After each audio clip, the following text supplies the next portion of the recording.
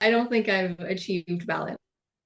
I think right now for my actual focus is still the business. What I've found is like I don't have that balance, but what I am fortunate enough is to have both family and friends that support me where I'm lacking in certain areas. And so I have a really supportive family that does understand.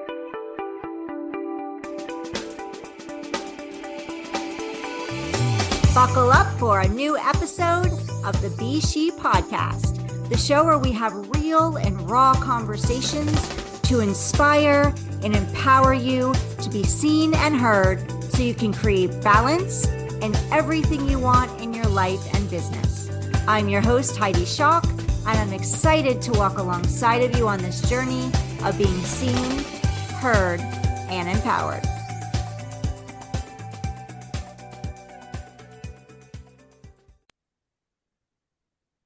Welcome to the S.H.E podcast. Be seen, be heard, be empowered.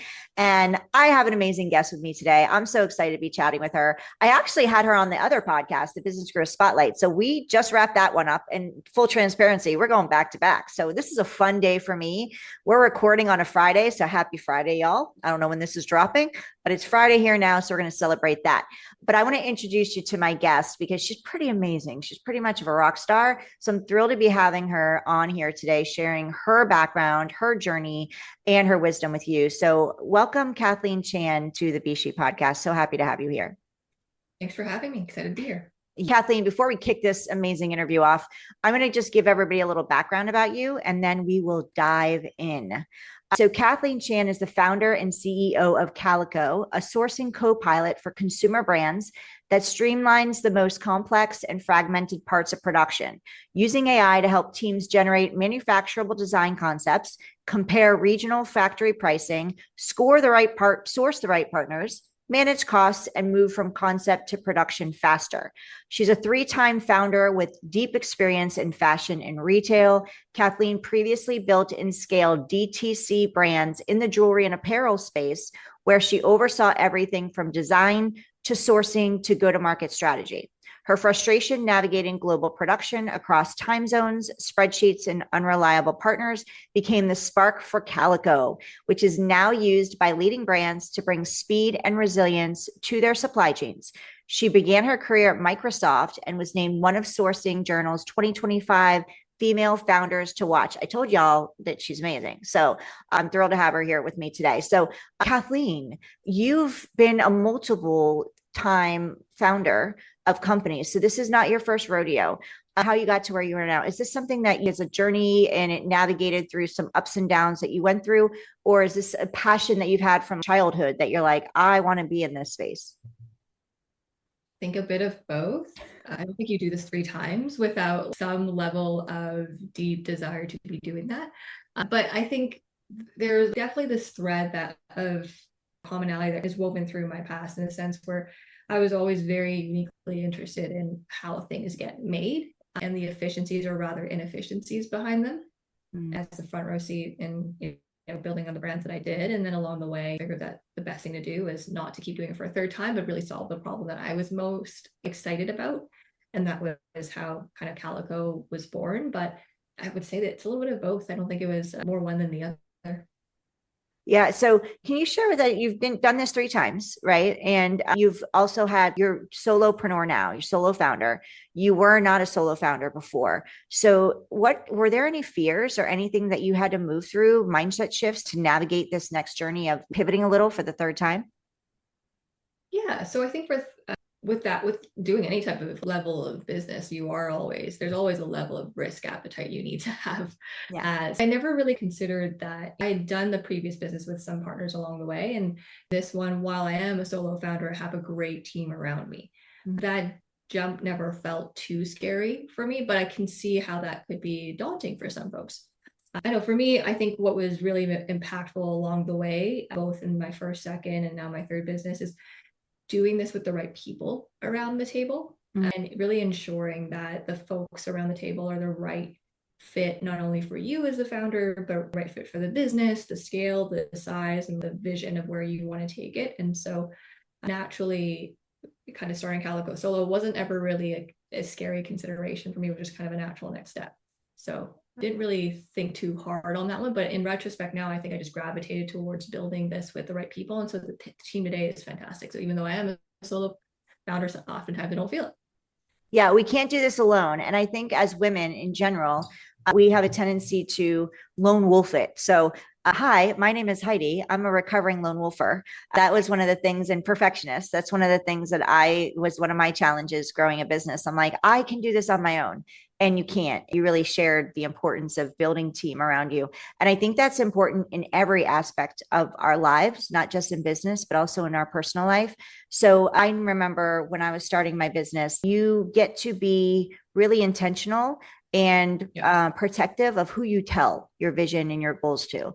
And I don't know if that's something that you've experienced, because people love us, but when they love us, they also want to protect us. So sometimes when we share our big vision and our goals, especially if they're lofty and it makes people uncomfortable, they may kind of like, well, are you sure you want to do that? Because they don't want to see us fail. They don't want to see us get hurt. So have you experienced that? And what would you suggest for other women listening going, I have these big dreams. I have these big thoughts I want to go for, because you went for it. You're going for it. You're still doing it. You've done it multiple times and you're still doing it each and every time. Do you have any advice for who to surround yourself with? You've created a magnificent team around you, and I'm sure there's learnings that you've had along the way. What can you share from what you've learned, and what advice would you give for when you have goals and dreams that you want to go for, and maybe people listening have them and they're just haven't gone after them yet for fear of telling people? How should they be creating those boundaries, and any advice you have around that? Yeah, that's a loaded question. Let's kind of start with the who do you tell, right? And I think you kind of pointed at a really interesting piece where sometimes the folks that love us the most don't want us to see us fail. And 100%, you always want the best for the people that you care deeply about. Mm-hmm. But for better or for worse, I think the folks that, when I was thinking about doing this, there were some hesitations, because the first time over, I had left a pretty stable job to do this. And so the natural question was like, are you sure? Are your finances in order? Do you want to be doing this? And it never really dawned on me that was a hesitation. If anything, it gave you more drive to actually do it and do it right. And so kind of the first time I started my first business, I was like, oh, okay, like, cool, I guess I do have to consider payroll and stuff, but it didn't deter me. So I think really realizing that whatever is being pointed out is not always a negative. It's sometimes just more of a driver to succeed is a pretty interesting way to reframe. Yeah, I love that. But I think piece there is right now, kind of in Calico in its current state today, we talk about, hey, this is my big vision. I surround ourselves with people that encourage me to think bigger, right? To go, cool, that's a really exciting goal. What does it look like when you 10x that, right? And I think allowing us the permission, not even permission, it's like the space to think about that is really, really powerful. So really, you want to surround yourself with people that encourage you not to doubt, but more to go, well, what happens when you win and then you really win? And that is super, I think, impactful for me. And so now today, that's kind of how I think about the core group of folks that we surround ourselves with, and also the core team, right? So that kind of answers the first part of your question. And then you had a little bit of what's your advice for folks that are taking or considering taking a leap? And I don't know, not to sound like Nike, but just do it. Like just do it. Take the leap. Yeah, I think there's a lot of comfort in analysis paralysis sometimes, right? And I think yes, you can spend time kind of thinking about all of the avenues, thinking about what could go wrong, thinking about what people will think, but until you actually go try it, none of that has materialized. So I think just kind of taking that first step is usually the hardest, and then taking the 10th and then the 100th, and then just keep going. So eventually it becomes a lot easier than you think. But I think taking that first step is probably very important, regardless of whatever the doubters are around you. Yeah, no, that's great, because when you take one step, and I think too, like you said, analysis paralysis, because I think we're trying to think too far ahead.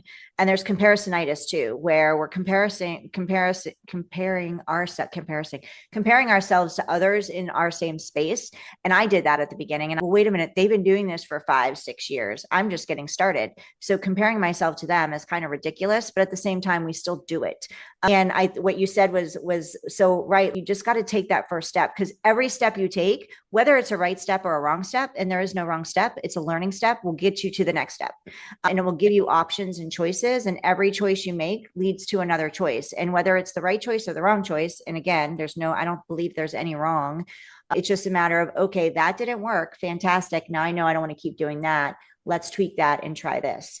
So it's all testing. Everything in business, from what I've learned, is all about, no matter what space you're in, whether it's marketing your business, whether it's developing who your ICP is, whether it's figuring out the problem you solve and the solution that you provide and tweaking a product or a service, everything is testing. And as long as you go into it with that, knowing that, hey, we're going to be tweaking we're going to have some challenges. We're going to be tweaking it along the way, and that's okay. So let's talk about your community, because you do have a community, not only your team, but I hear that you also have created solo female founder circles. So can you tell us about that?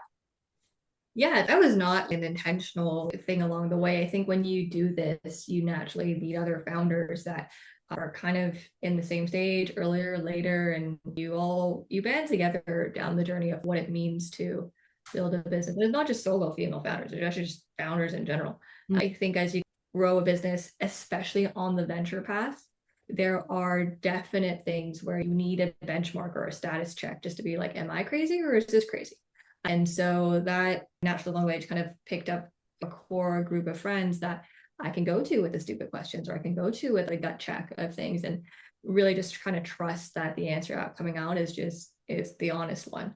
And I've realized along the way that I'm not very much though I did read a lot as a kid, but I'm not a reader to learn. I really kind of gravitate towards experiences and hearing how other people have handled certain things. And that's really where I've kind of picked up things along the way. So yeah, we have built a small little community of founders. It's not like an official community. It's really just a really large chat that has other founders in it. No, I love that. And that's where we go back to the original question, which is what we talked about: who to talk to, who do you know, who to tell, and really getting clear on your boundaries. And I think that's an important piece for women to know. We're juggling a lot of hats. We need people to lean on. And sometimes when that trust is broken, that you mentioned that word trust with the female founders that you surround yourself with, you have that trust. So you feel confident and comfortable that when you go to them with a question, they're going to be there supporting you. Or when you go with them with a challenge, they're holding you high and they've got you. And I think for many women, we feel like we have to do this alone because we've been hurt. Somebody that we did trust and we've shared something with has kind of broken that trust. And now we feel like, okay, well, if I do that again, I'm going to be vulnerably putting myself out there. So why I'm sharing this with you, with all of you listening, is because you know deep down who you can tell your vision to, who you can tell your deep goal, your big goals and dreams to, and who you can't. So trust that inner voice and that intuition, and then do what Kathleen has done. Find community, whether it's in a Facebook group, whether it's in getting out there and in trying, getting in new communities and reaching out to women who may not be in your inner circle. Sometimes our inner circle isn't always in the moment the best people to be telling. Sometimes we need to be joining it, especially if you're moving into entrepreneurship and your friends are not entrepreneurs. They don't always understand why you're going to do this. It's not an easy journey, right, Kathleen? It's not the easiest road to choose. It's definitely the weirdest job, or what? Not weird. It's one of the least kind of spotlighted jobs in the sense where what is your day to look? No idea. I can tell you. My 9 to 5 is not static. Entrepreneurship 9 to 5 doesn't exist, right? Things can switch and change. I know when I was juggling my kids, I'm a single mom, my morning wouldn't start till 10. And then I'd get up at 5 or 6, start working, and then get my daughter to school, wake my son up, get him to school because they start at different times. And then my day would start and I'd have 4 hours. So I got a lot done in 4 hours, pick them up. And then the evenings when they went to bed, I'd be working more. And that's entrepreneurship, because it all comes down to being on you. And if you really want to create something that's yours, you have to be doing it depending on what your schedule works around and trying to balance. So let's talk about balance, Kathleen. How do you, because women, we struggle with balance sometimes. We put everybody else first. We tend to carry everything on our shoulders. So how are you juggling 3 times being a founder, building incredible businesses, and also having some semblance of life on the other side of it besides Calico? I don't. just like right now you're in that space. It's like, it's not happening. No. I don't think I've achieved balance.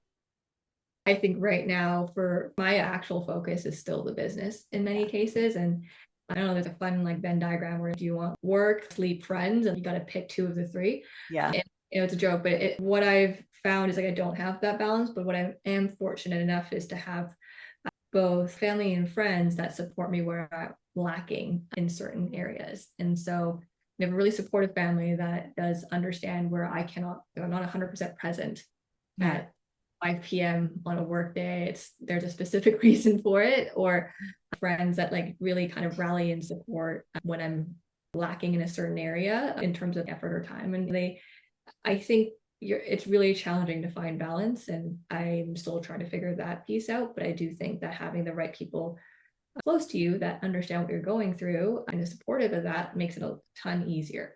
So when I figure out balance, I'm happy to come back and tell you, or if one answer, please let me know. But I think it's a moving target, right? I think you'll always kind of aim to try to have that semblance of balance. But today, no, like I haven't figured it out. Calico is very much the focus. So Yeah. No, and I think that's really important that you shared that. So thank you for being fully honest and transparent with that, because I agree with you. I don't believe in balance.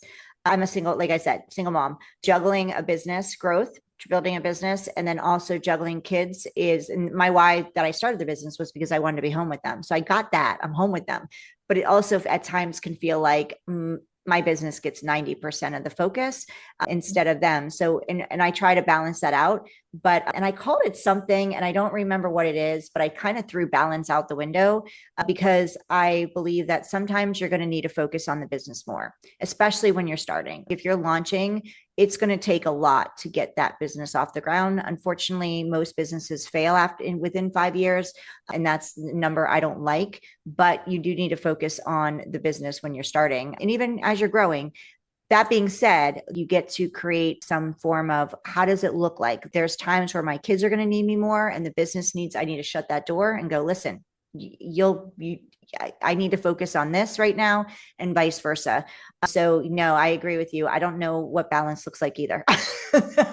That's why I always ask this question, because I'm always curious. How are you juggling it? And it's good to know that I'm not the only one that's like, no, sometimes there just isn't. Sometimes this needs more focus. And you mentioned a great thing, having team behind you, which means friends and family who understand where you're at. And I think you hit something that is key: communication. They know what you're after. They know your goals and dreams and vision. They know what you're building and how important it is to you, and they're supportive because they love you. And I think that's a key piece too. No matter what you're wanting to do, for you listening, no matter what your goals are, whether it's building, you want to be maybe you're a mom and you're happy there, and that's fantastic because that's the hardest job in the world, one of the hardest jobs in the world.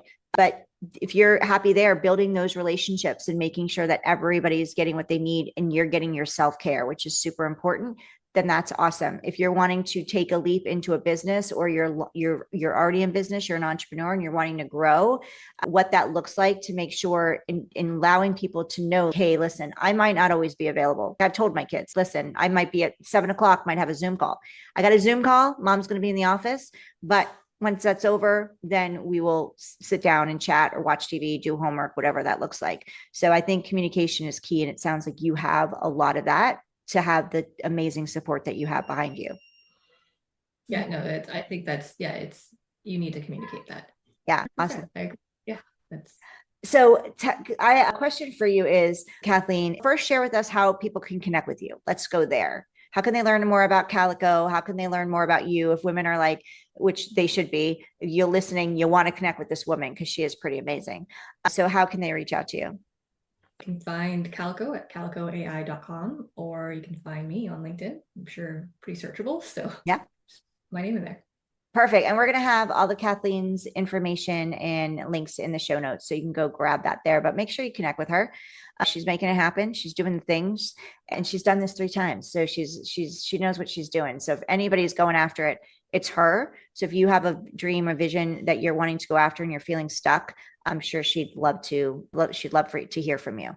So Kathleen, can you share with us a little bit? Do you have a fun fact, something about you that we wouldn't see from checking you out we wouldn't know from your business profile on LinkedIn or checking Calico out? Well, yeah, I mean, ton probably, but you can't tell from it now, but I used to be a competitive swimmer as a kid. And I think it kind of that discipline is moved over to what I do in life. But now I don't look at today, and I gotta get back into it. But yeah, as a kid, I was like a competitive swimmer. So You're a it was swimmer? competitive swimmer. Yeah, it was Oh, like that's awesome. a deeply regimented, not an extracurricular, but training that as yeah, I went through as a kid. But that taught me a lot. Yeah. And I should probably get back into it. So Yeah, and so now we sparked the interest. So guess what? Kathleen gets to go back to swimming and let's see if I create figure out some of balance. that balance. Unclear on that one. Maybe there's no room for it just yet. But yeah, that might Yeah. be It gets to interesting. go Maybe on the vision board to come back. Yeah. yeah, maybe a 2026 goal. Who knows? Awesome. I love it. And I love that you mentioned swimming. I loved swimming when I was young. I grew up in Florida. We had a pool. And I remember seeing the first Olympics that I ever saw. It was Summer Olympics. And I wanted to be a competitive swimmer. And I'm like, that's what I want to do. I want to swim in the Olympics.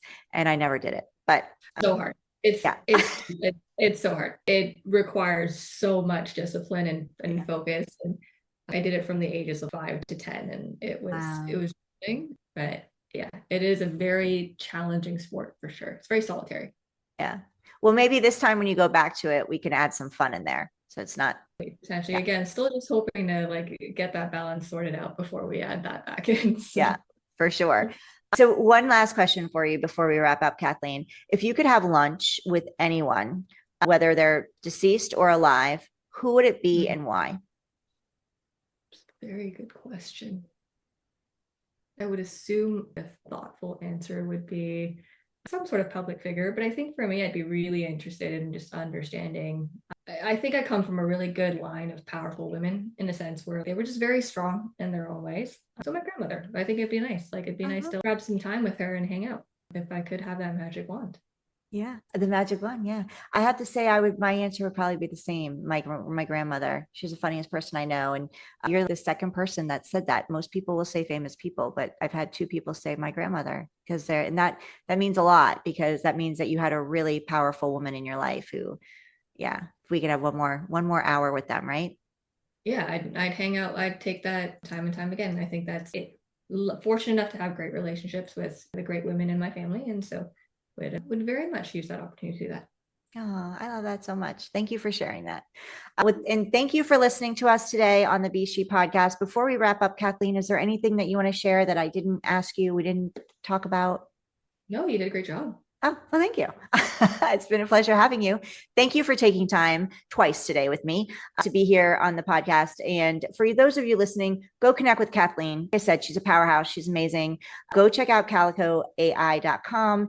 And thank you for being with us today on the S.H.E podcast. If you're watching us on YouTube, thank you. Drop us a note below. Let us know you're here. Hit that subscribe button too, and share this episode out if you don't mind. We'd love to share with more women. Kathleen and everything she's been up to and how she's moved through her journey because she's spending time with us today sharing what she's been through and how she's overcome some of her challenges. So if women that would benefit from her message, please share. If you're listening to us on your favorite podcast platform and you can leave us a review, we'd love 5 stars. We're trying to grow the podcast. That's the goal. So we can empower more women to be seen and heard and step into all they want to create. Women are rising in the role of leading founding businesses and also creating magnificent in the world. There's going to be about, I don't remember the number off the top of my head. I'm going to say 50 million or $50 billion in money coming to women. So we really want to support women in every way we can. And that's the goal of this podcast, to really step into overcoming fear and moving through whatever it is they want to create inside of their life, both personally and professionally. So if you could hit those 5 stars, leave us a comment, maybe we'll shout you out on here, and that would be awesome. So we appreciate you very much. Thank you for being here with Kathleen and I, and we'll see you on the next episode of the S.H.E podcast.